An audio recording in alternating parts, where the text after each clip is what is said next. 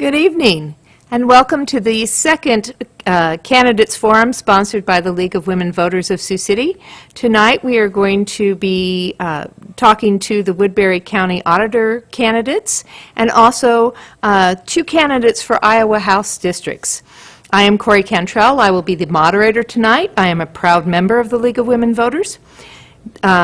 The League of Women Voters is a nonpartisan political organization which encourages citizen participation in government. As an organization, the League does not support or oppose political parties or candidates. We are co-sponsored this evening by Western Iowa Tech Community College Mass Media Program and Western Iowa Tech Community College Journalism Program, and we are also receiving support from KCAU-TV Channel 9. They are going to have this program up on their website, Siouxland Proud website, and it will also be available on the WIT-TV website. We are broadcasting it live tonight, but it will be available until the election. The panelists joining me tonight who will be asking the questions are Flora Lee from the League of Women Voters of Sioux City, Hannah Adamson from KCAU-9, she's one of the news anchors there, and Kristen Barnes, who is a student here at WIT. She is in the mass media program, and she is also one of my former students, so I'm really happy to see her here. Nice to see that, you know, she's doing good.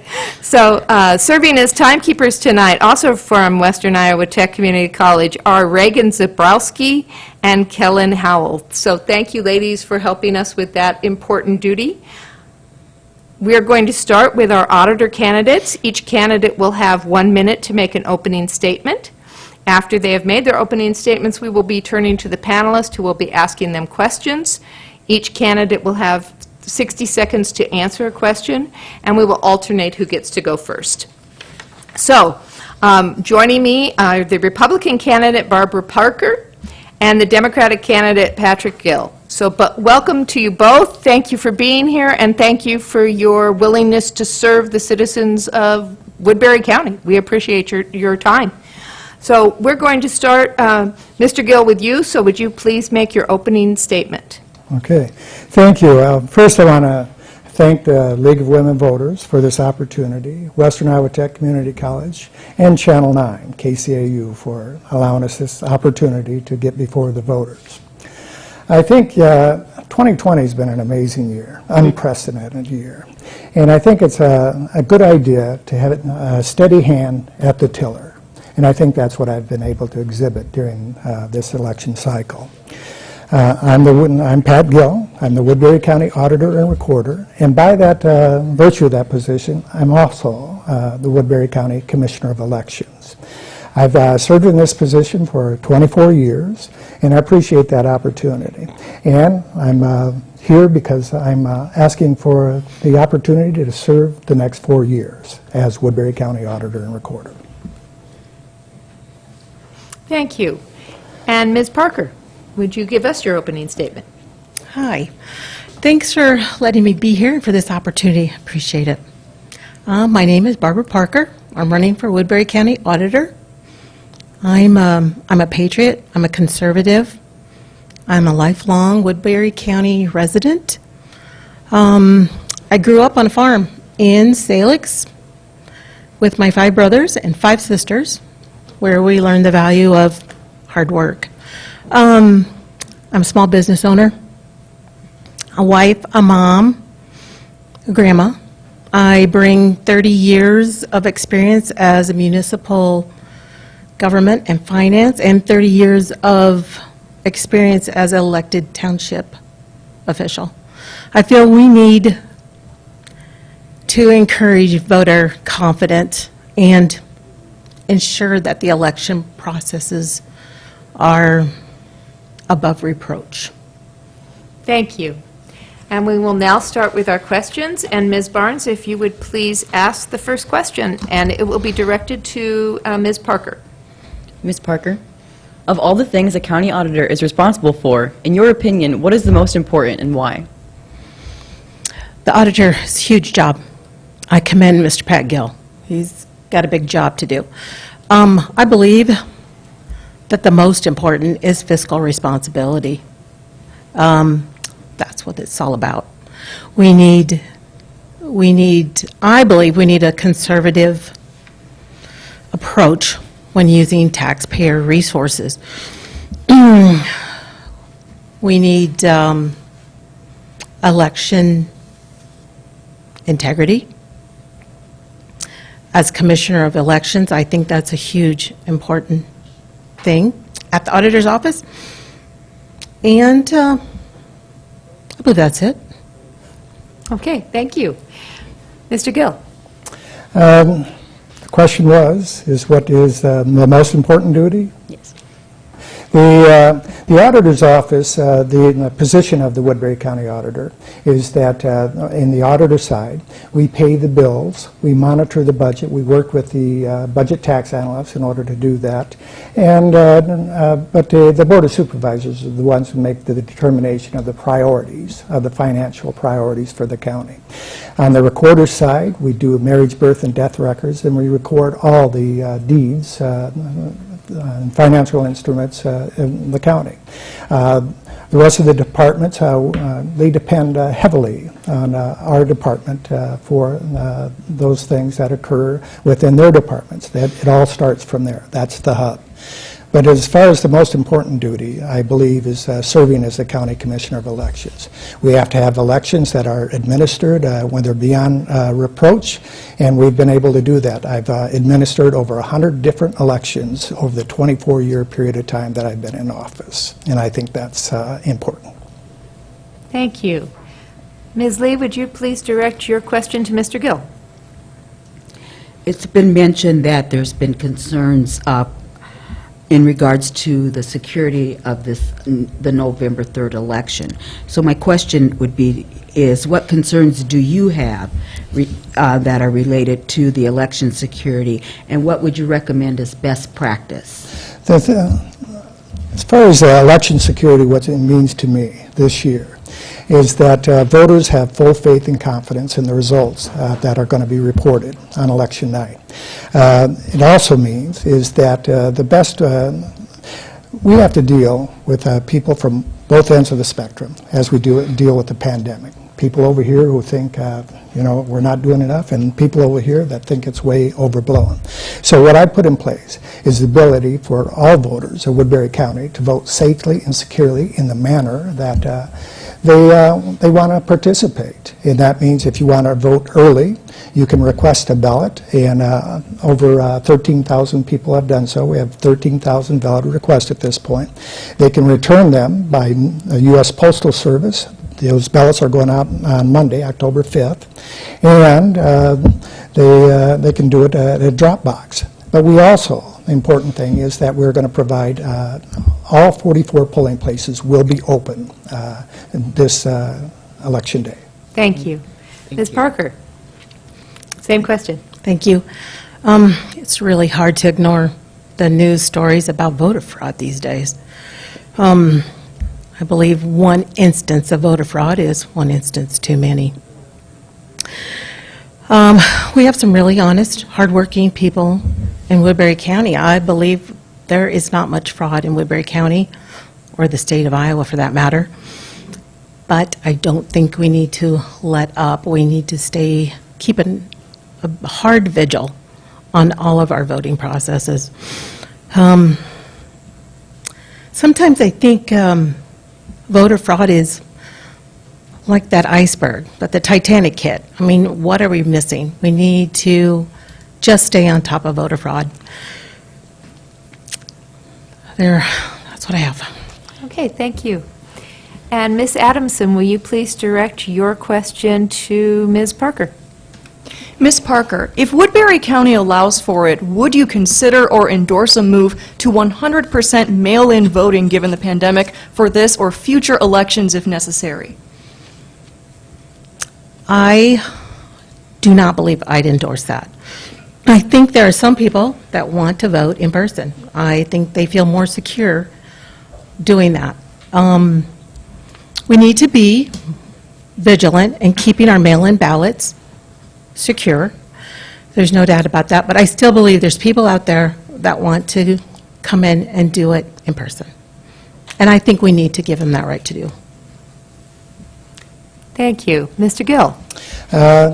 No, I wouldn't be in favor of a vote by mail.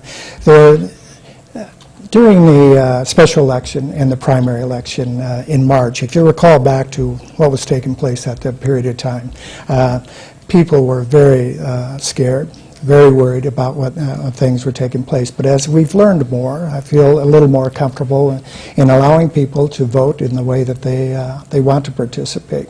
In the 24 years that I've been there, I've learned that there are people who absolutely love to vote by mail, and then there are folks that want to go to the polling place. And it's very important that we provide that opportunity for them.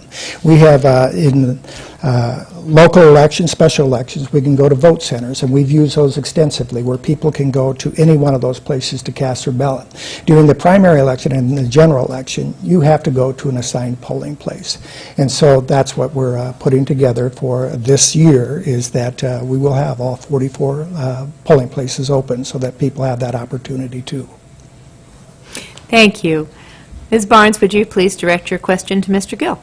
Mr. Gill, how would you work to encourage the involvement of the younger members of the county in county affairs and ensure that their voices are heard? It's important that we do a lot of voter outreach, and there are lots of organizations that are doing that. As you can tell, we've got all sorts of phone calls to our office talking about all the different requests that have been mailed to people, and they've really focused on getting younger people involved, and that's a good thing. But all those complaints that have been coming in about you've sent us so many, we're so confused. It isn't our office that sends that, but it is a good opportunity for those folks to reach out to younger folks, and that's what we do. One of the things that I've done since been in office is that we do satellite voting at all 3 colleges. We do it at Briarcliff and Morningside College and Western Iowa Tech, and we encourage folks to register and vote, and we provide that opportunity for them every election cycle. Thank you. Ms. Parker? I'm pretty excited about the prospect of getting younger people involved in voting. I believe in voter participation at every age. I'd really like to make more of a presence on the Woodbury County website, whether that includes videos, educational videos, and more of a presence on social media, with maybe notifications, deadlines, calendar events, that type of thing. I think younger people use the internet a lot more than I do. So I think that'd be a good way to reach out. Okay, thank you. Ms. Lee, would you please direct your question to Ms. Parker? If you are elected, what would be your top 3 priorities or your role as auditor, recorder, commissioner of elections? My top 3 is fiscal responsibility. As I said before, I think we need a more conservative approach to what's been going on. These recent lawsuits and appeals and the mass mailing cost a lot of money to our taxpayers. I believe we need to be extraordinarily careful with taxpayer resources. My other priority is actually what I referred to earlier to Flora, is that I'd really like to make our presence known a little bit better on social media and the website. And, of course, right now with all the election hullabaloo, is that the right word? I think we need to really promote voter confidence. We need to make sure that the voting processes, the elections, are above reproach. Thank you. Mr. Gill? The top 3 priorities, first you walk to what on the auditor's side, is to continue what we've done as far as putting in place a software system, an accounting system that people can have confidence in, is that the financial status of the county is being reported in a way that is very transparent. And we've done that this year. We just finished up with that, and that was a great accomplishment, and we continue to hope to build upon that. In the Recorder's Office, we constantly strive to put technology at our advantage so that the users of the Recorder's Office have the ability to access our services in the most efficient manner that they want to do so. But as far as and then elections, it's very important that we have the integrity of elections at the number one priority, is to make sure that everything that transpires during an election, people have the full faith and confidence in those results. Thank you. Ms. Adamson, will you please direct your question to Mr. Gill? Mr. Gill, what do you see as your biggest challenge ahead if elected as county auditor? The biggest challenge is just to keep the faith in the election process. It's just been under attack, and it has been weaponized this year, the administration of elections. Before this year in Woodbury County, there was never any sort of question about the integrity of the elections, and there still shouldn't be. I still have the full faith in the United States Postal Service. I have the faith in the citizens and voters of Woodbury County, and I think that's going to be the most important challenge, is to make sure that we can maintain that integrity in the elections process in Woodbury County. Thank you. Ms. Parker? Yes, I agree with Mr. Gill. That's exactly what we need to focus on. There's been a tremendous amount of news stories about mail fraud, about mail-in balloting, about absentee balloting. I think we really need to be careful on how we handle things, and we need to communicate with our constituents and make it very plain that the election is safe and secure for every American. Thank you. Ms. Barnes, would you please direct your question to Ms. Parker? Ms. Parker, how do you believe the county should cover the extra cost involved in the voiding of the return ballots due to the court decision in August? That's interesting. As far as I'm concerned, I read a story that the Trump campaign was ordered to pay $25,000 towards those costs. I'm assuming that's true and that will happen. Otherwise, we're just going to have a budget shortfall, and we all know budgets we aren't expecting those kind of mistakes during our budget year. Thank you. Mr. Gill? Could you repeat the question, please? How do you believe the county should cover the extra costs involved in the voiding of the return ballots due to the court decision in August? There aren't any additional costs to the county. And we just got a grant of $156,000 that's going to allow us to work very hard to make sure that this is a very successful election. So there aren't any additional costs to the county. We are not going to have a budget shortfall. We are going to get through this budget process. We have $195,000 that have been budgeted for the general election. We are going to come nowhere near exceeding that amount of money. Those grants are, my opponent just talked about the additional mailing. We are doing another mailing, and that mailing is to inform people where their polling place is going to be, and to make sure that they get to all 44 polling places. We are using schools this year because that's where we'll be able to socially distance during that voting process. But we are not going to have a budget shortfall. Thank you. Ms. Lee, would you please direct your question to Mr. Gill? Mr. Gill, given that we have COVID-19 considerations, and you've been talking about all 44 polling places being open, my question to you is, how do you believe that our volunteers and voters on Election Day will best be protected? We're putting information out to folks that all the precinct election officials will be required to wear face masks or face shields, and that has a lot to do with the policy that is in place at the schools. We moved out of, traditionally we've been using churches and different private places for polling places, but we don't want to be put in the position that we can't, that someone at the last minute says, hey, we're not going to let you in. And so the law says that the publicly funded buildings have to have that place. And we've been touring. I've been going around to all the schools that we are going to use. I'm physically measuring them out to make sure that we provide those gyms, that people will be able to socially distance with them. We've figured out the timeline for the amount of people that usually show up at the polling place throughout the day. We've done that statistically. And the best thing is that we asked voters to respect one another while they're at the polling place, to respect that we do have socially distancing guidelines that are going to be in place on Election Day, and we hope that people will respect one another as they go through that process. Thank you. Ms. Parker? Hi. The year 2020 has been crazy, and COVID-19 has caused havoc for a lot of people.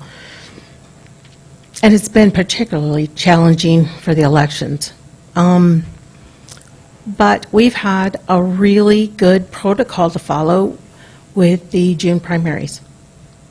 Secretary of State Paul Pate said we had a record number of people, 530,000 people, that applied for absentee ballots. And I believe that's the number one thing that we can do to encourage social distancing. That would be the max. We need to encourage mail-in and ballot. Number two recommendation from Secretary of State is that we increase the number of polling sites. That would also increase social distancing. There are, Paul Pate has numerous recommendations from the June primary. Thank you. Okay. We're at time, sorry. So much more to say. Okay, and Ms. Adamson, I think this is going to be our last question for this segment. Would you please direct it to Ms. Parker? Ms. Parker, if elected, how would you plan to supervise or oversee the spending on the almost $50 million in bonds for the new Woodbury County LEC? You know, I have not done any research into that yet. I have no clue how that would work out for me. I'm sorry. Thank you. Mr. Gill? That is the responsibility of the budget and tax analysts for the Board of Supervisors to do that. We assist them in getting all the paperwork for them and keeping the books for the county, but that the budget tax analyst is the one that will oversee that in conjunction with our office. Okay, you know what? Since that was a short answer, I think we have time for one more question. So, Ms. Barnes, would you please direct your question to Mr. Gill? Mr. Gill, in what way should the county auditor best guide the Board of Supervisors in changing the tax levy for property owners?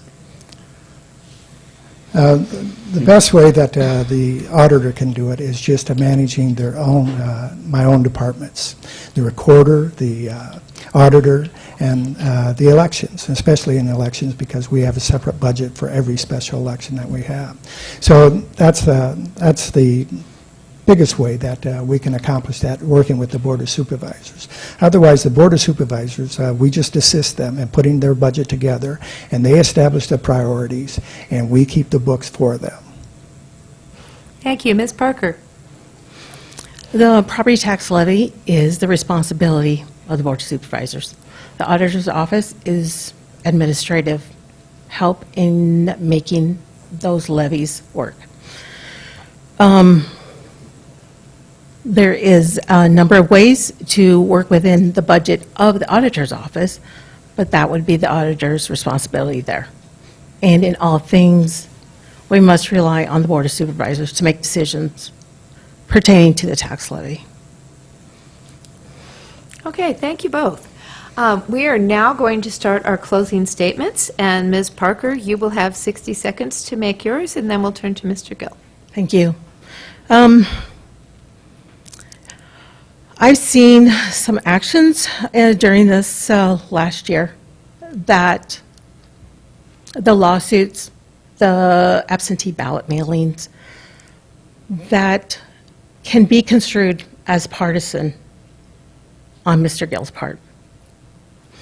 I think partisan politics have no room at the auditor's office. It must be the most transparent, the most impartial office at the courthouse. People must feel secure when they cast their ballots.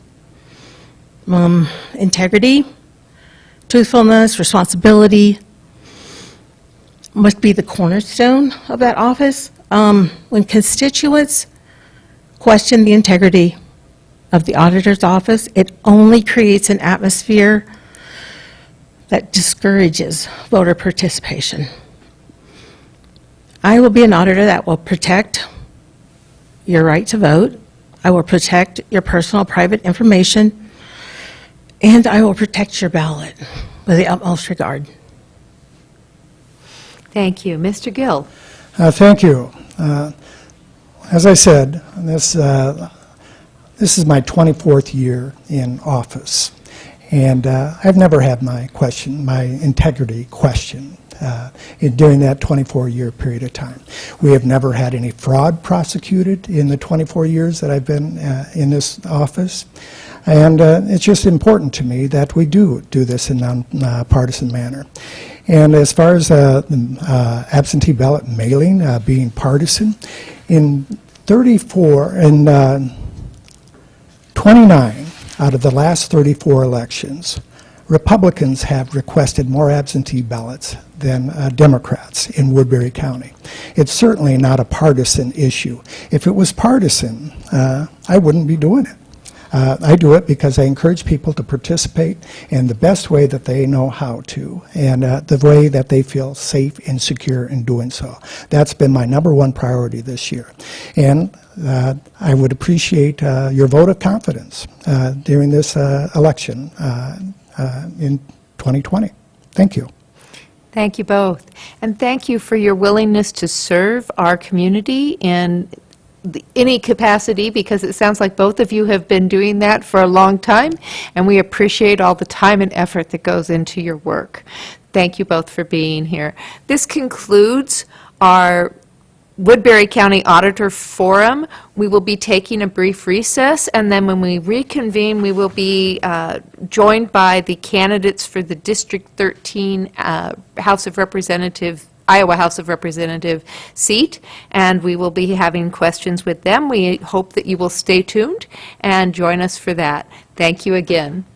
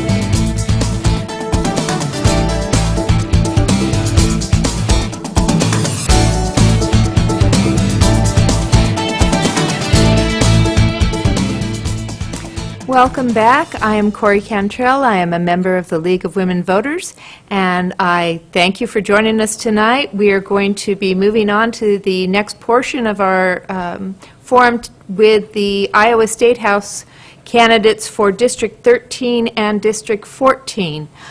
We are not going to be having the District 5 and District 6 candidates here because Tom Jennery and Jacob Bosman are both running unopposed. So we are going to concentrate on those contested elections that we have. So joining us now for District 13 are Republican Ernest Giguero and Democrat Chris Hall.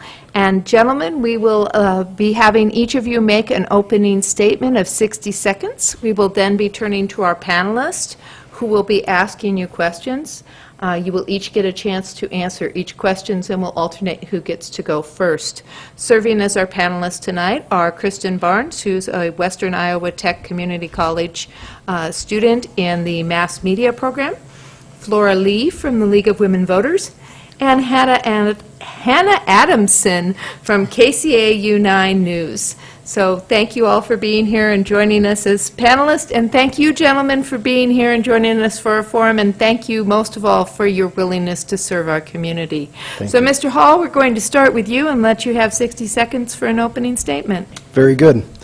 Well, thank you especially to our hosts tonight and to the viewers at home. My name's Chris Hall. I'm a state representative here in Sioux City. I grew up here in Sioux City. I live and work here. Throughout the last several years, it has been one of the most great privileges of my life to be able to visit with some of the voters in our district on their doorstep and hopefully hear either how their day has gone well or how I might be able to help improve it. People are looking for leaders and elected officials with integrity, right now more so than ever. And we know that that integrity represents something important and something that's harder and harder to find in politics. For me, it means that the voters of our district, regardless of whether they are a Republican, Democrat, or Independent, are equally represented at the Capitol. My job is to represent this community, to fight hard for the victories that we so desperately need, and to make sure that we also deliver results. I'm not long-winded on those victories, but I am eager to discuss the issues. I'm grateful to be here, and I look forward to the discussion. Thank you, Mr. Hall. Mr. Giguero. Well, my name is Ernest Giguero. I was born here in Sioux City, served in the military for a time, so I was gone and then come back. I work here in Sioux City, and I'm running for the Iowa House. I have a lot of different views than a lot of people do, but we'll see if we can't get those across to you folks. Thank you. We're going to start with Ms. Adamson, and Ms. Adamson, if you would please direct your first question to Mr. Giguero. Mr. Giguero, what is the most pressing issue in your district, and how would you work to remedy that if elected? I noticed a lot of the people in the district are, at least, well, the area that I live in, are lower income people. They are living off Social Security, some of them are retired, and I'd like to see about getting more funding for those people. Thank you. Mr. Hall. I honestly, I'm glad to have this opportunity to visit with voters and also stand next to my opponent. I appreciate his answer because I think it's one of the more pressing topics in Sioux City in our community. Incomes have been stagnant, and we also know that poverty across the state, both in urban metro areas and in rural areas, is a real thing. It's something that is creating an additional barrier to our children. It's something that has forced many families to work more than one job at a time. We need to work to make sure that incomes are increased in the state, and we have many different levers available to us at the state level to help with that, whether it's school funding, whether it's a minimum wage increase, or working with employers to provide them with the kind of employees they'll need for the coming years. Thank you. Ms. Lee, if you would please direct your first question to Mr. Hall. Since we're talking money, in the Journal today, the Sioux City Journal, it was reported that the state of Iowa has approximately $306 million surplus in the state budget. And last year's state budget surplus was $289 million. the additional dollars, is that due to increased revenue, budget cuts, or federal money for COVID? Or is it a combination of these items? Please explain, and how, if there's a surplus, if both of you have spoken about this, how would you use them to address those issues that you've spoken about? Well, there's a lot packaged into that question, so I I'll do my know. best. But the best way to answer it is, right now, it's very difficult to know, and it's likely that a number of different factors help to create that budget surplus. The biggest challenge we have right now in state government and as appropriators in state government is to actually have transparency and a level of clarity with the governor's office on how tax dollars are being spent. More than $4 billion have come into our state from the federal government, and right now it's very unclear how the governor has chosen to spend them. We've seen in recent weeks that she has utilized some of those dollars to pay for her staff salaries, even though the legislature had already appropriated funds for those salaries. So greater transparency is going to help us understand where the dollars have been shifted or where maybe some federal dollars have been used to plug gaps. Given there is a surplus, and if I were to be the one writing the budget next year, my hope would be that we can invest in places that make a real difference on the ground for working families and the people who are going through this public health and economic crisis. Thank you, Mr. Hall. Mr. Giguero? Well, if there's a surplus, I would take and divvy the money out to the working class people as needed, and yeah, just basically divvy it out to the working class people, because they're the ones that need it the most at the moment, because I know there's a lot of families that are struggling. Thank you. You're welcome. Ms. Barnes, would you please direct your first question to Mr. Giguero? Mr. Giguero, access to affordable quality childcare has been cited as a significant constraint on Iowa's economy. What actions should the legislator take to address this problem? I'm sorry, can you repeat that? Yeah. Access to affordable quality childcare has been cited as a significant constraint on Iowa's economy. What actions should the legislature take to address this problem? Try and find more funding. Maybe we can get more funding from the federal government to fund more programs to help the people. Thank That would be you. it. Great. Mr. Hall? Childcare is a pressing issue for the state, and it's one that thankfully has received some bipartisan attention in the last year or so. The legislature, before we had to hit the pause button this past March, had already dug in and was really looking to find some creative solutions to help create more child care access in the state. We discussed grants that could help build new infrastructure, especially in rural communities, so that they have additional child care slots available to them. And we also talked about giving state funds some additional investment to make sure that those currently experiencing the child care cliff, where subsidies drop off and actually hinder people from choosing to make more money or pursue a career advancement. We have great ideas that are out there, but unfortunately the legislature was cut short due to COVID this year. And my hope is that because these bipartisan ideas have come about and been discussed and hopefully well thought through, we can begin from that starting point again next year, hopefully with a better budget. Thank you. Ms. Adamson, will you please direct your question to Mr. Hall? Mr. Hall, COVID-19 has changed how many Iowa schools are operating this year. Do you think school districts have autonomy to make the best decisions regarding health protocols? And if not, should they have more, or should they need to meet certain criteria put forth by the state? Our school districts, our educators, and parents who are sending their children to school have been put in a remarkably difficult spot. First, our school districts were encouraged to come up with a plan. After the governor traveled to Washington, D.C. and visited with President Trump, she came back to our state and told those school districts their plans were no longer valid and they had to go back to the drawing board. The result has been that they are working as hard as they can and the best they can with fewer resources from the state and with harder decisions to ultimately make to keep children and teachers safe. I think that we need to see greater leadership and more collaboration. We need to trust in our local governments to make good decisions because the people here at the local level are most in tune with their community. We need to stop what the governor has done, which is so often interrupting local governments from doing what they know is best. Thank you. Mr. Giguero. Well, as far as the schools go, I believe that the school system should make the call on whether or not the children are able to come back, because they're going to know how many kids are sick, how many kids are not. They're going to know better than the governor's office or anybody in Washington, D.C., what's going on in their community. So I believe that they should be the ones to make the call. Thank you. Ms. Lee, would you please direct your next question to Mr. Giguero? In 2017, the Iowa Legislature changed Iowa's 40-year-old collective bargaining law. Please share your thoughts on those changes and whether or not you would work to restore the bargaining rights, collective bargaining rights. I sat down last night and was reading through that law and was just shaking my head.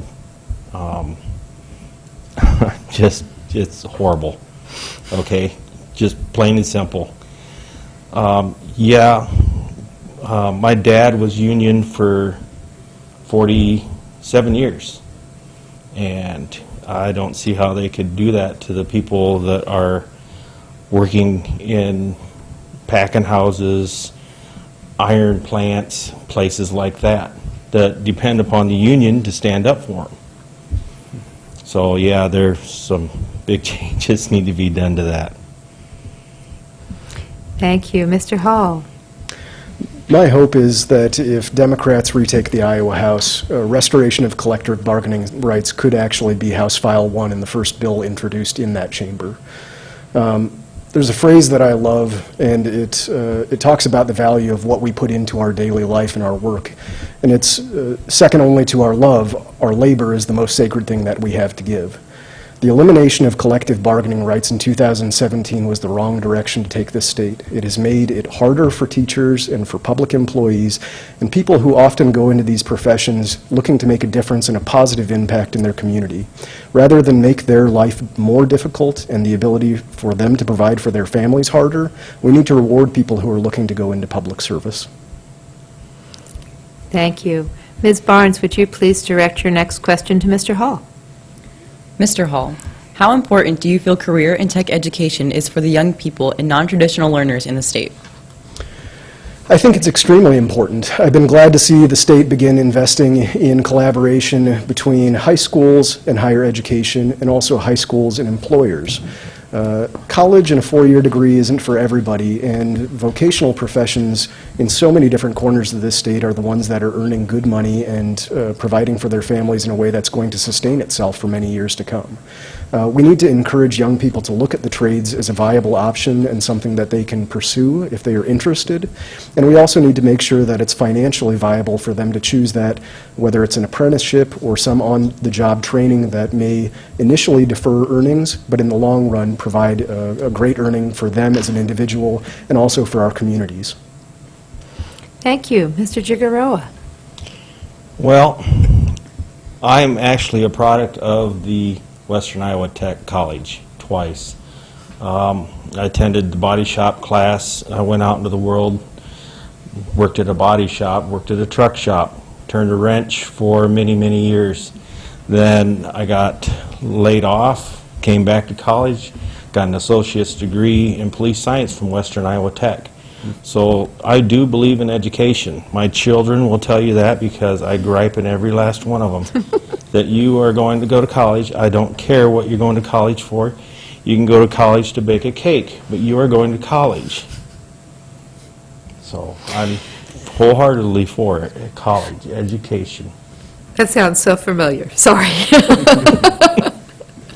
Ms. Adamson, will you please direct your next question to Mr. Giguero? Well, Mr. Giguero, going off of Kristen's question, in what other ways would you plan to bring in and retain a younger workforce within your district?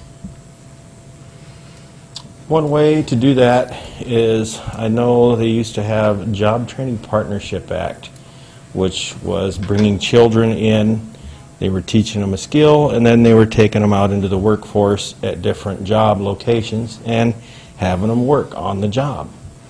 Something like that would be just fantastic still. Thank you. Mr. Hall? Outside of the legislature, I work as a grant writer and have the fun of occasionally digging in deep on statistics. And one of the more interesting facts that is out there about younger workers and the next generation of our workforce is how much they value quality of life. And I think it's one of the directions that Sioux City has really, at a local level, pursued strong over the last 10 years, and the state has certainly helped to leverage dollars and bring them to our community to improve quality of life. But younger workers are looking for not only who is cutting their paycheck, but also how they're spending their dollars and their time outside of work. We need to talk about investing in parks and trails, hunting and fishing and recreation, and we need to make sure that families have good options in how they spend their time outside of work and on the weekend as well. Thank you. Ms. Lee, would you please direct your next question to Mr. Hall? Okay. Would you support the expansion of Iowa's bottle bill to include additional containers and/or increase in return fees to encourage recycling and environmental programs? I would, in part because you can look at the track record of how successful Iowa's bottle bill has been. Initially, when it was passed by a Democratic legislature and a Republican governor, it was one of the first models in the country that really looked at getting litter off of our roadways and hopefully creating a system that helped preserve the environment. We know that now there are far more plastic bottles and plastic containers that are out there in production and in consumption than there were when the law was created. And I think that broadening its applicability to plastic containers and a few other things might make sense. We want to keep our state beautiful, and we have a model that has worked, so why not build from it? Thank you. Mr. Giguero? I'm going to show my age here a little bit. I do remember what it looked like along the highway before the bottle return, and it was horrible. And yes, I'm wholeheartedly for expanding it to plastic bags, plastic bottles, whatever we can do to get the trash out of the ditch, because it looked horrible before. I can honestly tell you, because I've saw it. Thank you. Ms. Barnes, would you please direct your next question to Mr. Giguero? Mr. Giguero, enrollment at four-year universities regionally and nationally remains steady, while enrollment at community colleges in Iowa and nationally went down this fall. What actions will you take to encourage more enrollment at Iowa community colleges? Looking at the colleges, trying to give the kids more things to do around the college campus, trying to get them courses that they are actually wanting to take. Things like that is what I would look for trying to do. Thank you. Mr. Hall? The two things that factor most heavily into whether community college enrollment is finding success is flexibility for the student so that they can attend classes in a form that fits with them if they are continuing to work or if they're raising children outside of the degree that they're looking to get. The second factor is cost, and both of those are a direct product of whether the state and locals are investing in the community college. The state originally had a three-tier funding stream that was made for community colleges: a third the state, a third the student, and a third local. And the pieces that have come out of balance are especially more burden placed on the student and also less burden that is coming from the local environment. I think that looking at that original funding formula and trying to rebalance it and get it back to a place that it was originally intended is a good place for us to start. Thank you. Ms. Adamson, will you please direct your next question to Mr. Hall? Well, Mr. Hall, COVID-19 has impacted small businesses and nonprofits across Iowa. If elected, how would you work to bring additional relief to those affected businesses and nonprofits in your district? Well, I think there's no silver bullet with this thing, and that's one of the most challenging aspects. We know that there are ways that we can hopefully remedy this and bring it to a close, but the economy's not going to recover until we get our hands on the virus itself. And so the state needs to be mindful of, first, the public health effort and ways that we are helping both set a bar of expectation for the public and how they keep themselves and their families and others safe in our communities. But second, we have the robust and really once in a decade, once every 25 years or generation moment where we are flush with cash from the federal government that is first intended to help with the public health effort and second, the economic recovery. I believe that many of the ways the governor has chosen to spend and allocate those dollars are unfortunately helping people within her own network and creating fewer opportunities or good use that could be made by either our frontline workers, those in the public education and healthcare systems, and ultimately small business and nonprofit who need it at the back end. Thank you. Mr. Giguero. As far as helping out the small businesses, like that slush fund that's extra money, pry it from their hands or whatever you would have to do to get it to the people that actually need it. And get rid of the COVID as quick as we can. I know that's going to take time.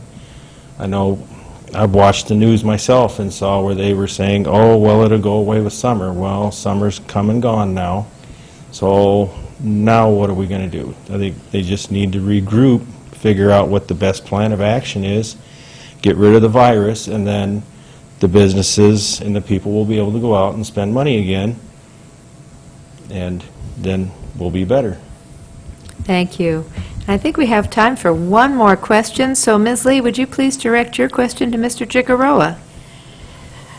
Mr. Giguero, there's a growing concern among public employees, teachers, city workers, state workers, that IPERS is being chipped away.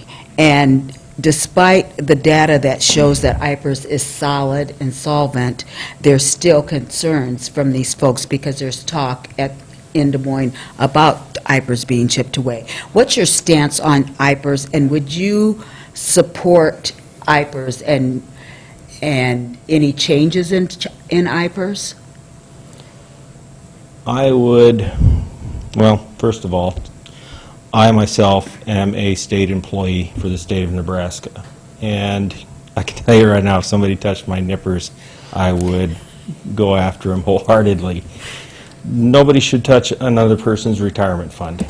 It should be left exactly where it is, not used for anything else, because I've seen it time and time again where people have dove into that, took some money out. Well, we need this here, we need that there. No. Leave it for what its intended purpose is for, the retirement of the employees of the state of Iowa. Thank you. Mr. Hall. I would fight and have fought tooth and nail to protect IPERS the same way that I did to protect our collective bargaining laws. I think that, as you mentioned, it is a system that is financially solvent. We know that it is going to be available and financially sustainable for those employees to continue to invest in and to continue to draw off in their golden years. That's something that we need to protect because we know that people are also leaving many rural corners of our state and moving to urban areas. One of the most significant economic drivers in rural Iowa is IPERS, because in those communities you have a school district, you may have had a public hospital, you may have had public safety and DOT workers, frankly, who are out there fixing the roads and making that community run. And we need to make sure that those people have something that they can count on once they retire. Thank you. We will now begin our closing statements, and since Mr. Hall went first on the opening statements, Mr. Giguero, we will give you the first closing statement. You have 60 seconds. Wow, 60 seconds. Well, hopefully I will be elected by the good people of District 14, or, yeah, I had brain there for a second. But, and then I'll be able to go and get some of the changes done in Des Moines that need to be done and get IPER straightened out, the union stuff straightened out, and schools and the COVID stuff, and get everything taken care of at some point in time. Nobody knows when it's going to end. We'll just have to take it as it comes. So, Thank you. Mr. Hall? Thank you again for the opportunity to hopefully visit and reach some of our voters here at home. My job is to represent this community, and I'm proud of the job that I've done over the last several years. I believe that my track record shows somebody that's dedicated to serving this district and delivering results regardless of the voters and whether or not they've chosen to support me in the past. I'm asking for your support because I hope to continue to serve this district in the way that I have. In 2015, I authored legislation that helped veterans start a small business and gave them greater support. That legislation was written by a Democrat and signed by a Republican. In 2017, I helped expand insurance coverage to children with autism. In 2018, I helped deliver the Reinvestment District program, which is helping with downtown projects and the revitalization of Sioux City in places like the Warrior Hotel and the Expo Center. And this year, I saved single-handedly taxpayers and property taxpayers in this state $5.2 million. These are results that I am hoping to continue delivering to our community, and I would be honored to do so. Thank you. Thank you. And thank you both for being here, and thank you both for your willingness to serve our community. We appreciate your time and your service. We will now be taking another short break. When we return, we will be talking to the District 14 candidates. As mentioned before, we will not be talking to the District 5 or District 6 candidates as they are running unopposed. We hope that you will stay tuned and come back to hear from the Republican Robert Henderson and the Democrat Steve Hansen, who are running for the District 14 seat. So thank you both, and good luck in the elections.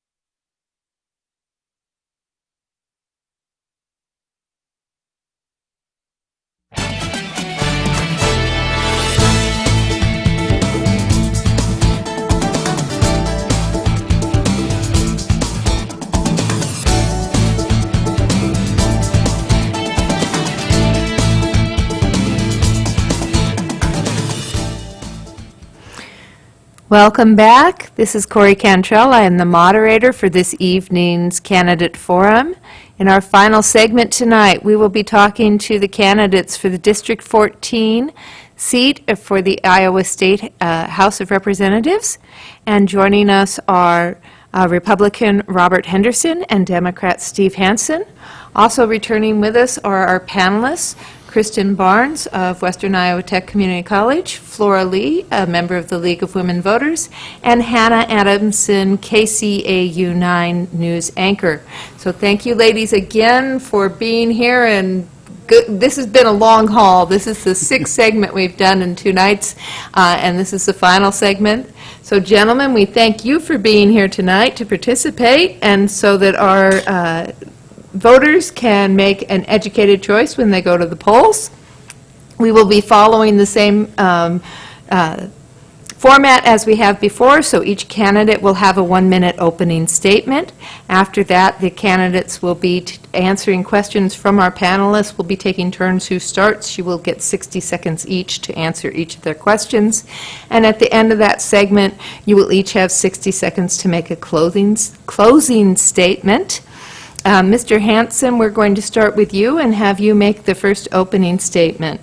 Great, thank you, and I want to thank all the parties that are involved with the collaboration. It's a needed forum to have. We're limited this time because of COVID, and so any opportunity we have to address the public and the constituents out there is an excellent one. So thanks again, and for all you do in the community to everybody out there.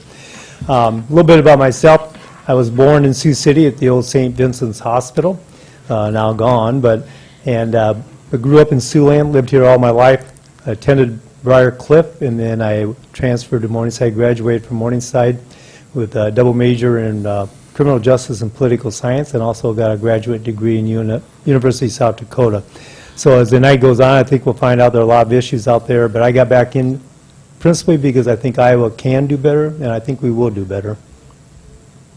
Thank you. Mr. Henderson. Thank you. I want to thank the League of Women Voters for this evening, especially those of you who are viewing.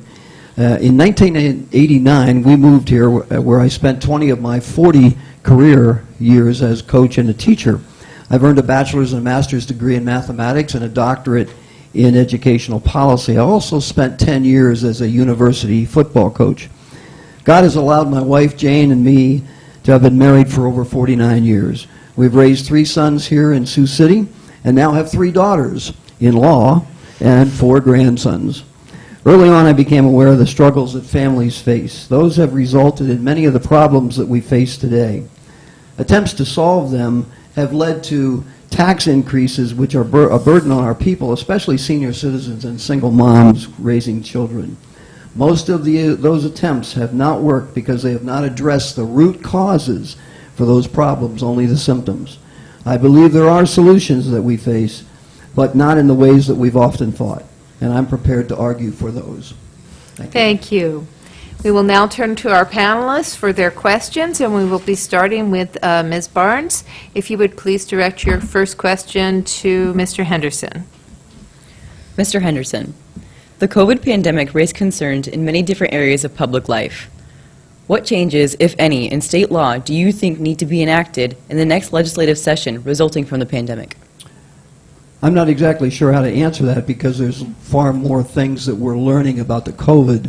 I was just speaking with the governor about that, and there are new things that are coming forth almost every day. One of the things that I've really appreciated about what we've done to be able to face the COVID is that we've really been able to keep most of our state open. And that has resulted in an economy that's kept going, and we've also battled the COVID, I think, very well. We're probably always going to have the virus, so we're going to be learning more about that. So I think those are probably the kinds of things that we'll have. I think it's really a difficult thing to put down state mandates all the time because every part of the state is different. And what we face here in this area is probably a lot different than what might be faced over in the eastern parts, and you know, there's lots of different things that we need. Thank you. Mr. Hansen. Yes, I think going into the next session, there's no question COVID will be the overriding factor.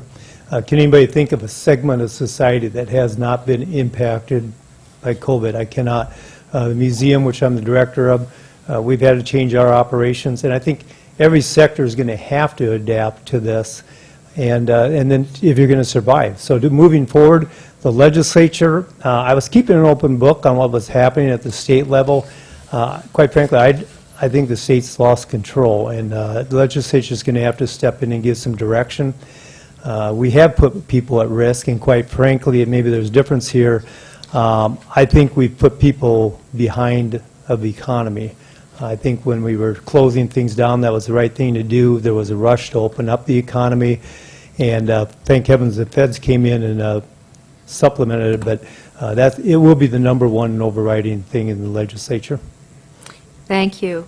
Ms. Lee, would you please direct your question to Mr. Hanson? Today's Journal had an article that the state of Iowa has over a $300 million surplus. I don't know if you saw that, either one of you. But if we have this $300 million surplus, how would you as a legislator spend those dollars? Well, or allocate those dollars? Exactly. Let's start with the premise that if there is one, and why do we have that surplus? Because you may recall at the close of the session, different areas were getting cut because there wasn't enough money. I think there's a combination of things. Sales tax has done better than what people thought it would with COVID, but also the great infusion of federal money. And part of that's with farming, the tariffs, subsidies that have come into farming, and then also, I mean, you keep hearing about all this money coming in and it's getting filtered down. So I think if there is a surplus, then you take a strong look next session going in at the areas that got cut. Some of those key areas, critical areas, mental health, education, any number of things that got cut. And people were pretty proud of themselves for showing fiscal restraint, but the reality of it is there's some real needs out there that surplus could be used to address those problems. Mr. Henderson? Yes, I think I think it's a $305 million surplus that I've understood has been as a result of the really strong efforts that we've put forth to be conservative and be able to handle money in a very, very good way. However, as Steve just said, I do think there are probably needs that have not been met, and that can be used for that. That's one of the reasons for the surplus, and I think that would be something that we could do. I also think that despite the fact that we have done, I think, pretty well with the COVID, there are going to be things that will have to take place, and I think that will be a big part of maybe the assistance that we give to hospitals and perhaps even doctors to handle that. Thank you. Ms. Adamson, will you please direct your first question to Mr. Henderson? Well, Mr. Henderson, speaking of COVID-19, do you think school districts have autonomy to make the best decisions regarding health protocols? And if not, should they have more, or should they need to meet certain criteria put forth by the state? I think that I think having the autonomy is important, because I believe the needs and the things that are necessary in certain school districts change from one school district to another. For example, here in Sioux City, we may have protocols that require much different than even as close as Hinton. So it's that's really important that we give the flexibility to those districts. However, as I mentioned before, there's not a lot that's being known about this, and there's new information coming in, and that's important to get disseminated so that districts can make those kinds of judgments. Thank you. Mr. Hanson? Well, I think, first of all, you need a clear message and a solid program from the state of Iowa, from leadership, and we're lacking that. It's been like a yo-yo. First they gave local control, then there was a trip out to talk to the president, and then they took it back. I have a lot of faith in local control and the local jurisdictions in knowing what's right for their district, and you can't keep changing your criteria. Once the threshold was going to be 10%, then it got moved up to 15%, then it's like, whoops, maybe not. Just be consistent with what you have across the board. I have a lot of faith in our local administrators, and this is very real. And once again, it comes back to the economy and the big push, and we know part of it is because we don't have child care that we need, so school becomes a critical part of that. But on the other hand, what comes first, the safety of our kids, the safety of our staff, the safety of everybody around that, grandma and grandpa, when the kids go back home. So we need better standards and more consistent standards from the state level. Thank you. Ms. Barnes, would you please direct your next question to Mr. Hansen? Mr. Hansen, Iowa's population growth has been below the national average for decades. What actions should the state take to increase population? You know, that's an excellent question, and I think, very good leader in Sioux City, Lance Morgan, likes to say this, but this is true. The first thing we have to recognize as state leaders and as community leaders is that the face of Iowa is changing. The color of Iowa is changing. And if you want to have growth, we better acknowledge that the color of Iowa is changing. And all you have to do is look at the Sioux City School District and see what our population is there. So you start recruiting to that diversity. Don't reject it. Don't try to fight it, but embrace diversity, and that's what we need to do. The big companies around here get it. Seaboard, Triumph, Tyson, other companies get it. I mean, you look around, but there's a lot of companies that need to be kind of incented to realize that. I think the school district's doing a good job of that, but that's what we have to realize. I mean, back turn of the century, it was Irish, whatever, you know, a lot of different immigrants. Now we got to look and just open up our arms and embrace that kind of change. Thank you. Mr. Henderson? Yes, I spent about 6 months working as a regional director for Senator Grassley, and this question is a good question because it came up quite often in the regions that I was in. One of the things that I think an excellent thing that we're doing, the economic development of the state, that director, Debbie Durham, has changed the marketing strategy for our state. Prior to about November or even earlier than that last year, our marketing strategy emphasized the pristine look of the state of Iowa, which is primarily cornfields. But they've changed that. They've changed that to small-town living and the benefits of small-town living, as well as the housing situation, which is pretty much an advantage here. And I think in a rather interesting way, the COVID really helps us because more people are learning that they can work from home. People can probably move here, still maintain an office in, let's say, New York, and be able to do that. So I think that's going to help, that's for sure. Thank you. Ms. Lee, would you please direct your next question to Mr. Henderson?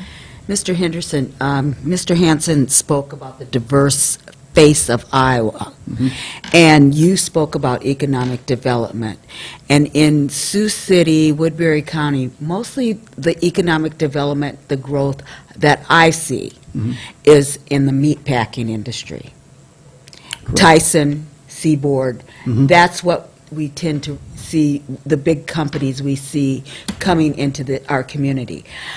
In order to recruit more professional people of color and diverse backgrounds, what would you do? Well, I think that, as I mentioned before, you know, small-town living is not, I don't think there's any kind of an ethnic choice on that in the sense that some people like it and some people don't because of their ethnicity. I think that attracts people in lots of ways, and surprisingly, you know, those of us who live in Sioux City sometimes think that maybe Sioux City is not small town, but for people from outside, it is, and that can be a real advantage. But doing that from people from different cultures and different ethnicities has to be structured in a little different way when we go to those folks. Let me clarify. What type of employment would you bring into this community to recruit the different groups of people? Right. Even young white people. Yeah. I sense that you're probably not comfortable, neither am I, with just having the meatpacking industry be the ones that do that, but to recruit people from different areas. And I believe that there are skills and skill levels that are available. I think part of it is to attract more business here to be able to upgrade what it is that we can offer, and then and get that marketing out there. I think the Chamber of Commerce is doing some of that right now, but we do need to do more. Thank you. We want to give Mr. Hansen a chance to respond to this, so we're going to move on. Mr. Hansen, Great. Well, thank what you. would you do to attract a diverse community into Sioux City in different fields other than the meatpacking industry? Well, you know, one thing, having served in legislature before on the heels of the farm crisis, the governor at that time decided to move in the right direction and try to diversify our economy. And Siouxland needs to do that too. We're still going to be ag-based primarily, but we have to start looking more at professionals. And what's that mean? How do you get professionals to come in? Sioux Falls, with the financial industry, is doing a great job of that. When they diversified, they went to lowering credit card rates and along that line. But I think, first of all, you also address, number one, a solid education system. You're going to get professionals in here. They're going to have families. Make sure you have a sound school system. That's important. That meets their needs. Also, you have to have the amenities that, if you're going to lure them from big cities, make sure you have the museums, the art centers, the libraries, other things that are available to them. You have to have decent paying jobs, and that's going to take some incentives both at the local level and at the state level. So we can do that. I think we're better doing it, and also retaining the people that we graduate right now, bringing them back home. So, but it's going to come down to incentives. Thank you. Ms. Adamson, will you please direct your next question to Mr. Hansen? Mr. Hansen, many Iowa workers, especially amid the COVID-19 pandemic, are struggling to find affordable and quality child care. How would you work in the legislature to help Iowa parents in your district? You know, the legislature, one of the few things they were doing on a bipartisan basis is last year, they actually made some, they were working that way. I think everybody realizes that there are different approaches, but child care seems to be a recurring problem. So once again, tax incentives always work. You know, you just have to maybe more think about pre-K programs at schools, and that's public and private schools, investing in those. You know, when you have early childhood education, the whole community benefits from that, and there's multiple layers of benefits of that. So that's probably got to be in the top 5 issues going into the legislature that has to be addressed. Thank you. Mr. Henderson? Yeah, traveling across the state and talking to community leaders across the state, that this is a question that everybody has. Workforce and child care are the two major issues. At any rate, some communities have done some really good things. They've coordinated with business to pay for child care programs. Businesses don't want to provide the child care programs. That is, they don't want to actually do that, but they want to help that, because part of the workforce is often people that have to stay home with their children, and so that enables them to become involved with that. So I think that's one way to do it. It would be an excellent private and public partnership that has gone on in other communities. I was just talking to the economic developer in Cherokee, and he was telling the same thing. He said we have to do something about child care because that's affecting everything. Thank you. Ms. Now I've lost my place. I apologize. Ms. Barnes, I think we're to you, and I think you're directing your question to Mr. Henderson.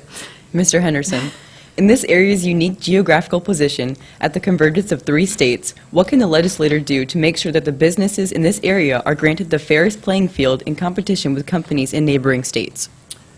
Yeah, there's a couple of things that I believe that can happen. The governor has talked about doing a slight increase in sales tax and balancing that with an income tax drop. I don't particularly agree with that because those are two different taxations and they don't always balance themselves. I actually believe that we can do something perhaps with one or the other, but especially sales tax.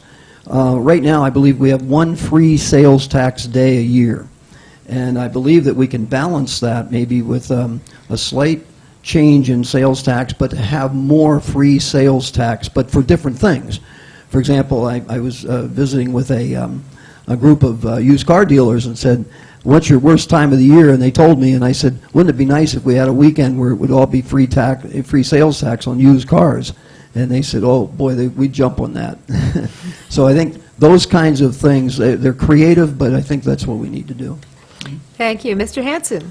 Interesting. You know, we're not going to compete on the income tax level with South Dakota. It's hard to compete with zero because they have other resources to offset that. So what you do, once again, is you offer the amenities. You offer a world-class education system, which we've been declining the last 10 years. We've been going the wrong direction. So you bulk up the education system, Community colleges, you started offering, building those up, reducing tuitions for community colleges, and then you also go out and you recruit, and you compare your benefits with those across the rivers. We've been doing better about that over the last decade. I think our Siouxland Chamber, our city has done a good job of that. Our state is doing better. You know, you get away from Sioux City and you go over to Cedar Rapids and Des Moines, they're going great guns. So the state has the proper initiatives. We just have to bring them over to this side of the state and keep working. We have to work harder in Western Iowa. We always have, but we're doing that, and we succeed in a lot of different areas. Thank you. Ms. Lee, would you please direct your next question to Mr. Hanson? In 2017, the Iowa Legislature made huge changes to the 40-year-old collective bargaining law. Would you please share your thoughts on those changes and whether or not you would work towards restoring those changes? You know, you referenced 2017, but it's been an ongoing, I say it's an ongoing assault on the middle class and on the working person. It's just been one thing after another. It's not just collective bargaining. There's also a concerted effort to go after the public employees' retirement system. And I'll admit right up the front, I'm part of that system. And to me, that's just as sacred as Social Security. So we have to, you know, if the Democrats take control of the House, there'll be an effort to take a good, strong look at some of the collective bargaining that's been gutted. And some of those things went way too far, and I think people are starting to realize that now. So, you know, like I said, there's something fundamentally wrong about going after middle class and about going after unions, thinking something's wrong with them. Unions have built this country, fundamentally, and all Americans have benefited from unions, and why the majority party, and quite frankly, why the Republican Party consistently attacks unions, I don't understand it. My dad was a union man. I just don't get it. Thank you, Mr. Hanson. Mr. Henderson?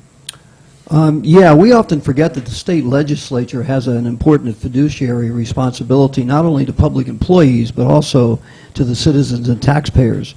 Today, average public employee pay is actually on par and even a little bit above in some cases than the private sector, but the benefit packages that have been awarded to them over the years has been more generous than most companies could afford. Taxpayers were being asked now to fund many of their own benefits as well as the benefits for public employees. The legislature passed this law which allows public employers to grant packages while not forcing them to negotiate for contractual passages.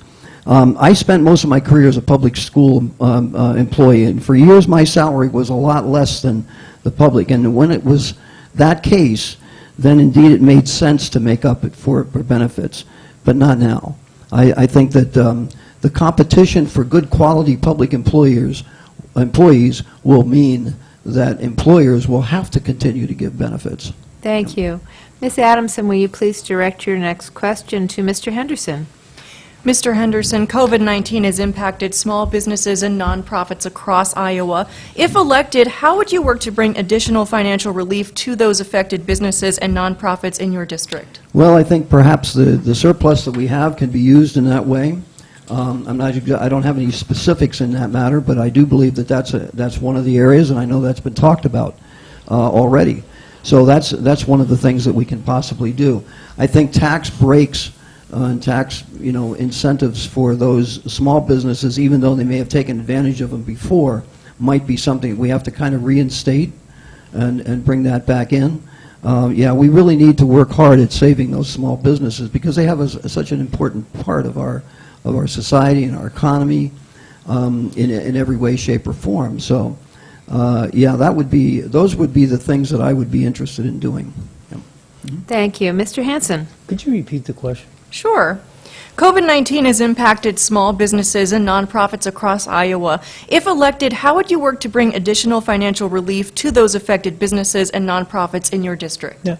Well, the first thing I wouldn't do is cut benefits, like Bob was talking about. You just don't reduce people's benefits. Once again, it's all segments, and not just small business. I mean, the hospitality whole industry has been adversely affected. The cultural industry has been adversely affected. So we're going to have to work our way through it. It may be a series of tax incentives. Quite frankly, the surplus, I'd go back to a lot of that surplus is supposed to be going that way because it's, I call it the COVID surplus, monies that have come from the feds that need to be brought on down. So, you know, once again, you go back to, you try to help people with health care, you try to help people with child care, and if in fact there's that surplus, then you start shifting that money and looking at incentives to do that. But we shouldn't be leaving people behind, and you know, it's just unconscionable that some people are trying to do that and cut people's benefits and health care. I just don't get it. Thank you. And that's all the time we're going to have for questions this evening. I want to thank our panelists for joining us.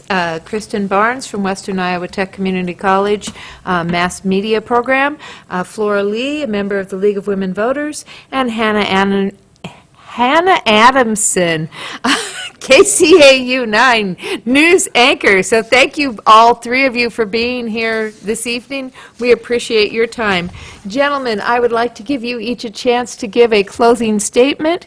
And Mr. Henderson, since we started with your opponent last time, we'll let you go first this time. All right, very good. Once again, I want to extend my thanks to the League and all of you who have tuned in here this evening. I'm convinced that a life of service is still an honorable one, as my father taught me years ago. He never ran for office, but he never missed an election either. He was always informed and involved in the process of government, which he knew was really in his hands. And like him, I've been devoted to being the best husband, father, and citizen that I can. As I've said, God has blessed me with a family that is beyond anything that I could possibly have asked for. He's provided me with an education and the experience necessary to have had the influence on over 10,000 former students and athletes, one of which was John Farrell, whose name is inscribed at the memorial in New York because he was in the South Tower. God did not do that so that I could take it easy for the rest of my life. I am convinced that his plan for me is to use my education, my experience, my resources, and my energy toward a better place for all. Sioux City, Iowa, the nation, and our world.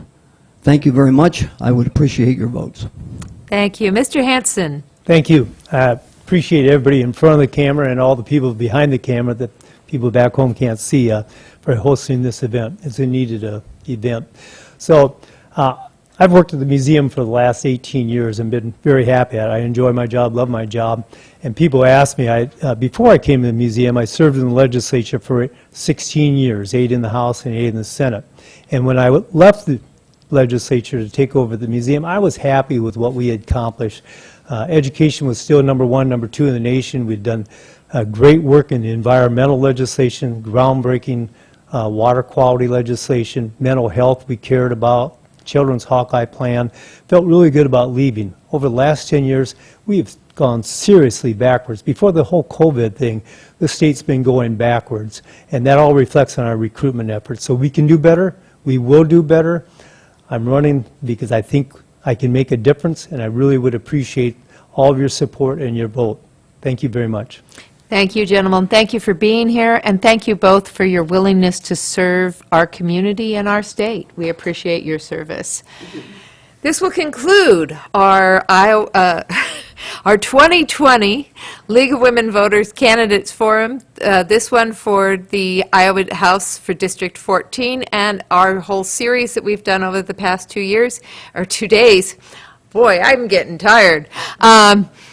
If you missed any of the segments, they are available at the witcc.tv or on the League of Women Voters of Siouxland Facebook page, and also at KCAU Siouxland Proud. They have been live streaming this event, and they will keep these videos up until the election. We appreciate the help that we have had from KCAU and from Western Iowa Tech Community College. Particular thanks to Chris Mansfield and Steve Warnstaff here at WITCC for the use of the studios, the facilities, for having all these wonderful students who have made this all possible. You guys have been absolutely great for the past 2 nights, and I really appreciate your efforts. So thank you all for joining us. If you missed any of these, please look up them up on YouTube or on one of those previously mentioned channels that you can watch them on. For more information about the candidates, you can go to vote411.org, and you will be able to compare the candidates and their responses to various questions. The League of Women Voters of Sioux City encourages everyone to vote. If you do not feel comfortable voting at the polling locations on November 3rd, you may request an absentee ballot or vote early at Longlines Rec Center at 401 Gordon Drive, Sioux City, beginning October 5th. That option will remain open Monday through Friday from 8 till 4:30 on October 29th. On October 30th, 31st, and November 2nd, long lines will be open from 8 to 5. Those of you who have requested your ballots already, they will be going out on Monday. So if you have not received them yet, it's because they haven't been mailed yet, but they will be on their way. We want to thank the audience for participating, and most of all, we want to encourage all of you to exercise your right to vote. Many people worked really hard for us to be able to get it. The League of Women Voters was founded 100 years ago because of the efforts of women to achieve the right to vote. So please use it. So thank you all again, and for the last time, good night.